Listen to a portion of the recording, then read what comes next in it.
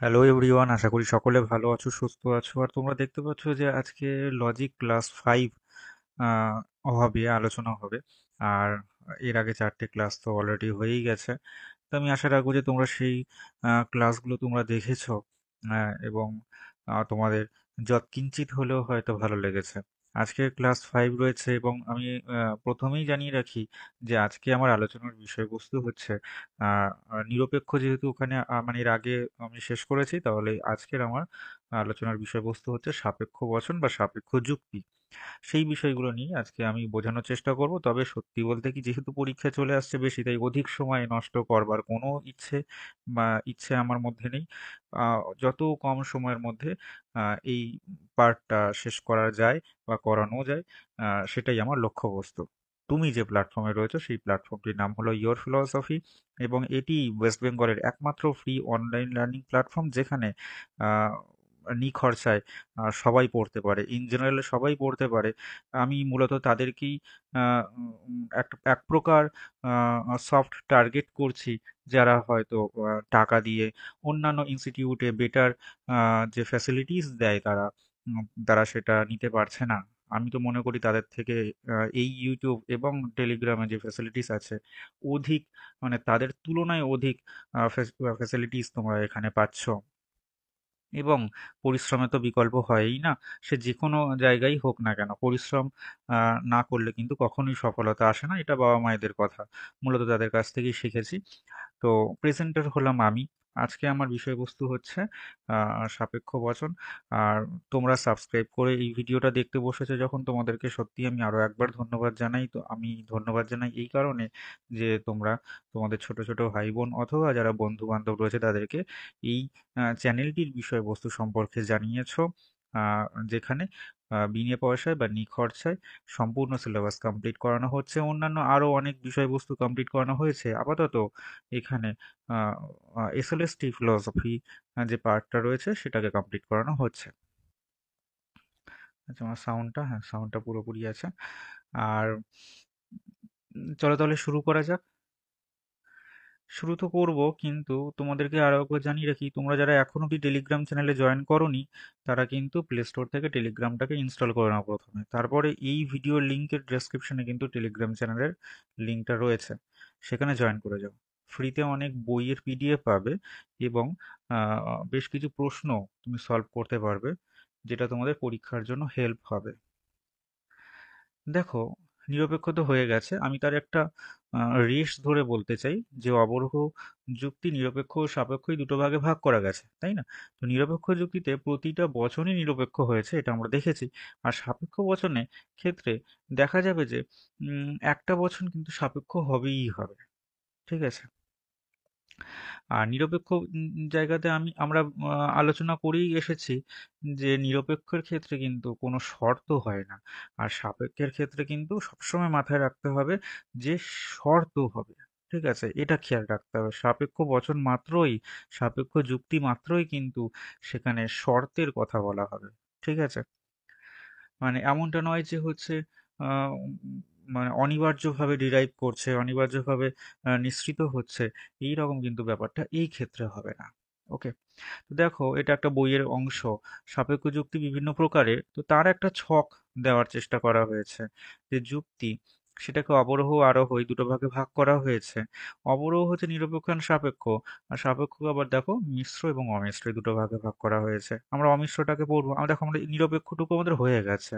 অবরোহ, আরোহ যদিও যুক্তি, বড় যুক্তি বাকি আছে, মানে এইটুকু পার্ট আমাদের হয়ে গেছে। তো সাপেক্ষের ক্ষেত্রে অমিশ্রটা আজকে কমপ্লিট হয়ে যাচ্ছে। মিশ্রের ক্ষেত্রে প্রাকল্পিক, বৈকল্পিক আর দ্বিকল্প যে পার্টটা রয়েছে, এইটুকু আমরা আজকে কমপ্লিট করব। এবং অন্যায় পদ্ধতি এবং ব্যতিরেকি যে পদ্ধতি রয়েছে, সেই অন্যায় ব্যতিরেকি পদ্ধতি নিয়ে আজকে আলোচনা করে আমরা আজকে এই অংশটা আজকে আমরা শেষ করে দেব বলে আমার ব্যক্তিগত ধারণা। পারবো। এবং আহ, এর পরবর্তীকালে যে ক্লাসটি আসবে, সেই ক্লাসের মধ্যে কিন্তু আহ, উম, ওটা হচ্ছে তোমার স্ট্রাকচার একটা ছিল, বচনাপেক্ষক, হ্যাঁ, বচনাপেক্ষক যে পার্টগুলো রয়েছে না, ওই পার্টগুলো নিয়ে আলোচনা করব। থিওরিটিক্যাল পার্টগুলো নিয়ে আলোচনা করব। আর বেশিরভাগটা এরকম ছবি দিয়ে বুঝিয়ে দেওয়ার চেষ্টা করব যে কোনটা কোথা থেকে কি কি আসছে আর কি। তো অমিশ্র সাপেক্ষ যুক্তি বা পিওর নন ক্যাটেগরিক্যাল সিলোজিজম কোনটা সেটা একটু দেখে নেওয়া যাক। দেখো, যে যুক্তির অন্তর্গত সবকটি বচনই সাপেক্ষ, ঠিক আছে, তাকে বলা হচ্ছে অমিশ্র সাপেক্ষ বচন। যেমন ধরে নেওয়া যাক যে যদি রাম আসে তাহলে শ্যাম যাবে। এবার এইভাবে আসো, শ্যাম আসছে সুতরাং যদু যাবে। তাই দেখো, রাম শ্যাম পেলাম, ধরে নাও যে পি ইমপ্লাইজ কিউ পেয়েছি। আবার এদিকে দেখো কিউ ইমপ্লাইজ আর পেয়েছি, সুতরাং রাম আসে সুতরাং যদু যাবে। তাহলে দাঁড়ালো হচ্ছে তোমার, এই দেখো রাম মানে এটাকে পি বলেছিলাম, তাহলে পি ইমপ্লাইজ যদু, অর্থাৎ P implies Q, Q implies R, তাহলে এখানে হয়ে গেল আর। তাহলে দাঁড়ালো কি, পি ইমপ্লাইজ আর। তাহলে যে সুতরাং দিয়ে যে বচনটিকে আমরা পেলাম, সেই বচনটা কিন্তু এক প্রকার নতুন একটা বচন।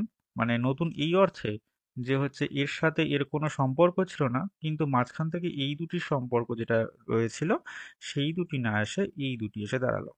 তাহলে এইরূপ যে বচন, এইরূপ বচন হচ্ছে অমিশ্র সাপেক্ষ যুক্তি। ঠিক আছে, P implies Q, Q implies R, সুতরাং পি ইমপ্লাইজ আর। এই হচ্ছে ব্যাপার। দেখো ওই টাইপ করবার সময় সেই সুতরাংয়ের যে উপরে একটা ডট তারপর নিচে যে দুটো ডট, ওই রকমটা না আমি খুঁজে পাইনি, মানে ওই সিম্বলটা খুঁজে পাইনি, হয়তো পেলে পাওয়া যায়, অবশ্যই পাওয়া যায়, কিন্তু আমি খুঁজে পেলাম না তাড়াহুড়ো করে, তাই জন্য আমি সুতরাং লিখে ছেড়ে দিয়েছি। আশাটা কি যে তোমরা বুঝতে পারবে এবং খুব একটা অসুবিধে হবে না। মিশ্র সাপেক্ষ যুক্তি বা মিক্সড নন ক্যাটেগরিক্যাল সিলোজিজম কোনটা, সেটা হচ্ছে যে যুক্তির অন্তর্গত বচনগুলি নিরপেক্ষ ও সাপেক্ষ উভয়ই আছে। দেখো, মিশ্র বলা হয়েছে তার মানে কি সবকিছু মিলানো মেশানোই তার মধ্যে আছে, তাই না? তো সেই যুক্তিকে বলা হয় মিশ্র সাপেক্ষ যুক্তি। এবার দেখো, এই যে মিশ্র সাপেক্ষ যুক্তি বলা হলো, সেই মিশ্র সাপেক্ষ যুক্তির প্রকারভেদ রয়েছে। সেই প্রকারভেদের প্রথম প্রকারভেদটা একটুখানি দেখে নেওয়া যাক। প্রাকল্পিক যুক্তি বলা হচ্ছে যে শর্তযুক্ত যৌগিক বাক্যগুলি যদি তবে দ্বারা গঠিত হয় তাহলে তাকে বলা হচ্ছে প্রাকল্পিক বচন। প্রাকল্পিক বচন দিয়ে গঠিত যুক্তি হচ্ছে প্রাকল্পিক যুক্তি। এবার এই প্রাকল্পিক যুক্তি দুই প্রকার, একটা হচ্ছে প্রাকল্পিক অন্বয়ী, আর একটা হচ্ছে প্রাকল্পিক ব্যতিরেকী। তাহলে উদাহরণ দ্বারা আমরা বিষয়টাকে বোঝার চেষ্টা করব যে হচ্ছে কোনটা প্রাকল্পিক আর কোনটা হচ্ছে তোমার প্রাকল্পিক অন্বয়ী, আর কোনটা হচ্ছে প্রাকল্পিক ব্যতিরেকী, সেটা বোঝার চেষ্টা করব। এবার দেখো, প্রাকল্পিক অন্বয়ী বা যাকে বলা হচ্ছে মোডাস পনিস, ঠিক আছে, মানে একে সংক্ষেপে এমপি বলা হয়। যদি তুমি নিয়মিত দর্শন চর্চা, যদি তুমি নিয়মিত দর্শন বিষয়টি পড়ো, তাহলে তুমি পরীক্ষায় সফল হবে। এবার তুমি নিয়মিত দর্শন বিষয়টি পড়েছো, সুতরাং তুমি পরীক্ষায় সফল হবে। এই ক্ষেত্রে বলে রাখি, এই যে যদি দ্বারা যে যে অংশটা রয়েছে তাহলে আগের অংশটাকে, ঠিক আছে, এইটাকে বলা হয় একটা নাম আছে। আবার এইটাকে বলা হয় একটা নাম আছে। এই অংশটার নাম হচ্ছে পূর্বগ, এই অংশটার নাম হচ্ছে অনুগ। যেহেতু এটি সামনের দিকে রয়েছে এইভাবে ধরো, তাহলে এটি হলো পূর্বগ। যেহেতু এটি তাহলের পরের অংশে রয়েছে, তাহলে এটাকে বলা হবে অনুগ।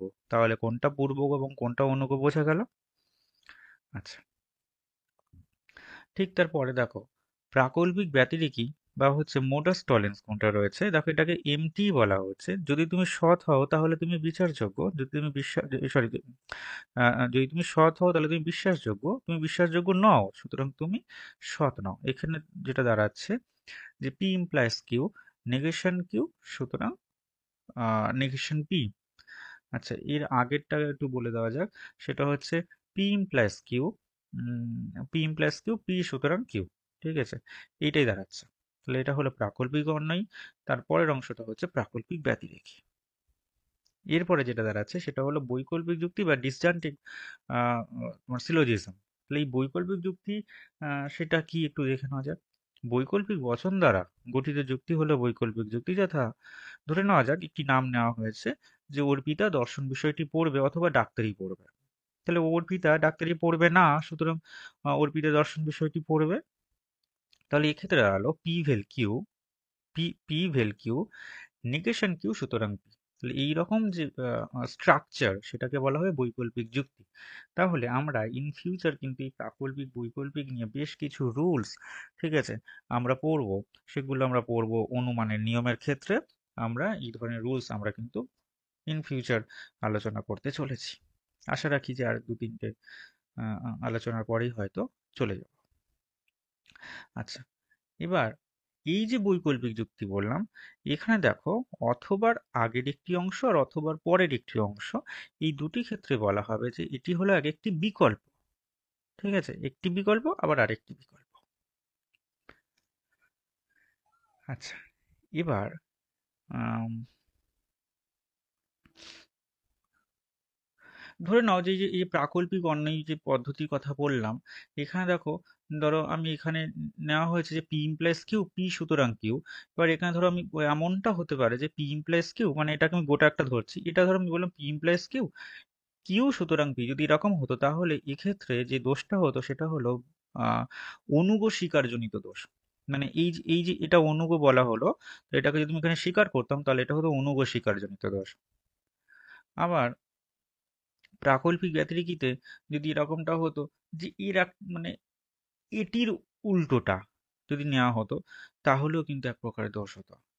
ঠিক তেমনি বৈকল্পিক যুক্তিতে দোষ তো আছে বটে, কিন্তু বৈকল্পিক যুক্তিতে দুটো ভাগে ভাগ করা হয়, একটা হচ্ছে বিসংবাদী আর একটা হলো অবিসংবাদী। তোমাদের কাছে আমার একটা বক্তব্য হচ্ছে, বিসংবাদী দোষ মানে সরি বিসংবাদী যুক্তি এবং অবিসংবাদী যুক্তি কাকে বলে, এটা অবশ্যই তোমরা তোমাদের বই দেখে নিজেরা পড়ে নেবে বাড়িতে। কারণ এইটা বোধ হয় দিলেও দিতে পারে, এমন একটা আশঙ্কা আমার লাগছে যে হতেও পারে হয়তো। নেক্সট যে পার্টটা যাবো সেটা হচ্ছে বিকল্প বা ডিলেমা। তো এই ডিলেমার অনেকগুলো পার্ট আছে, জানো তো। আমরা আজকে যে পার্টটা নিয়ে আলোচনা করবো এটা হচ্ছে কনস্ট্রাকটিভ ডিলেমা, কিন্তু এই ডিলেমার অনেকগুলো পার্ট আছে। সেই পার্টগুলো বোধহয় যারা লজিকের বেশি স্পেশাল পেপার টেপার থাকে বোধহয়, তাদের বোধহয় সেই জিনিসগুলো দরকার পড়ে। তবে এসএলএসটির জন্য কিন্তু ওই ডিলেমার ওই পার্টটা দরকার নেই, আমাদের কেবলমাত্র কনস্ট্রাকটিভ ডিলেমাটাই পড়লেই হবে। তো দেখো, যার প্রধান আশ্রয় বাক্য সংযোগিক সংযোগিক আর অপ্রধান আশ্রয় বাক্য আহ, আহ, বৈকল্পিক এবং সিদ্ধান্ত একটি বৈকল্পিক বা নিরপেক্ষ বচন, সেটাই হলো দ্বিকল্প। যেমন দেখো, যদি তুমি জলে নামো তাহলে কুমিরে খাবে, আর ডাঙায় উঠলে বাঘে খাবে। এখানে দেখো বেশ চারখান আমরা আমরা টার্ম পাচ্ছি। দেখো, জলের কথা পাচ্ছি, কুমিরের কথাই পাচ্ছি, ডাঙার একটা কথা পাচ্ছি, এবার বাঘের কথা পেলাম। তাই না, চারটে পার্ট পেয়েছি। এবার দেখো, হয় তুমি জলে নামবে অথবা তুমি ডাঙায় উঠবে, সুতরাং হয় তোমায় কুমিরে খাবে অথবা তোমায় বাঘে খাবে। তাহলে এখানে দেখো, এই জল, তারপর কুমির, তারপরে ডাঙা, তারপরে বাঘ, এই প্রত্যেকটা না একটা একটা করে এক একটা করে ইয়ে দিয়ে দাও, একটা সিম্বল দিয়ে দাও। এটা ধরো পি, তারপরে পি ইমপ্লাইজ কিউ, তারপরে ডট দিয়ে দাও, দিয়ে রাখো যে হচ্ছে পি কিউ, তাহলে আর ইমপ্লাইজ এস, এরকম দাও। তারপরে এখানে দেখো যে এটা এটা জল, তার মানে পি ছিল, তাহলে পি, অথবার জন্য ভেল, আর হচ্ছে ডাঙা রয়েছে, তাহলে হচ্ছে পি ইমপ্লাইজ কিউ। আচ্ছা, তাহলে আর হবে, তাহলে হচ্ছে পি ভেল আর, আর এখানে হবে কিউ ভেল এস। মানে কুমিরটা রয়েছে এই যে, এটা হচ্ছে কিউ, আর হচ্ছে এই বাঘটাকে এস বলেছিলাম, তাহলে হবে কিউ ভেল এস। তো এইভাবে কিন্তু আমরা স্ট্রাকচারালি আমরা উম, এই পার্টগুলো কিন্তু বুঝে নিতে পারি। তো এখানকার যে প্রশ্নগুলো হতে পারে সেটা হচ্ছে দ্বিকল্প বচন তোমার কাকে বলে। ঠিক আছে, মানে সেটা হয় তোমার ডিলেমা কাকে বলে, এই ধরনের প্রশ্ন আসতে পারে। তো এখানে মূলত ওই কাকে বলে থেকে প্রশ্নগুলো কিন্তু দেওয়ার সম্ভাবনা রয়েছে। আর আহ, যদি পরীক্ষার প্রশ্ন মানে একটু মডারেট হয় তাহলে হয়তো যে এই যে উম, উম, যে স্ট্রাকচারটা রয়েছে, এই স্ট্রাকচারটাই হয়তো পরীক্ষার সময় তুলে দেবে, দিয়ে বলবে যে এটি কোনটি, মানে এটি হলো কি, এরকম যদি দিয়ে দেয়। তো তোমাকে সেটা চিহ্নিত করতে হবে যে এটা তাহলে কি, এটা কি মোডাস পোনেস নাকি মোডাস টলেন্স নাকি হচ্ছে কনস্ট্রাকটিভ ডিলেমা, এগুলো কোনটা, নাকি ডিসজাংটিভ সিলোজিজম কোনটা, এটা কোনটা তোমাকে সেটা হয়তো তোমাকে চিহ্নিত করতে হতে পারে। যদি এরকমটা একটু মডারেট প্রশ্ন দেয় তাহলে এরকম প্রশ্ন হতে পারে বলে আমার ধারণা। তো এটাই হচ্ছে মেন ব্যাপার। আচ্ছা, আমি আশা রাখছি যে তোমাদের যৎকিঞ্চিত হলেও হয়তো আমি সাহায্য করতে পেরেছি লজিকের এই পার্টটি বুঝিয়ে দিয়ে, অথবা যারা হয়তো জানো, যারা হয়তো এর থেকে বেশি জানো নিঃসন্দেহে, তো তাদের হয়তো খারাপ লেগেছে, অথবা হতে পারে যে ওই তলোয়ারে ধার দেওয়ার মতো আরেকবার হয়তো রিভাইজও হয়ে গেছে, হতে পারে।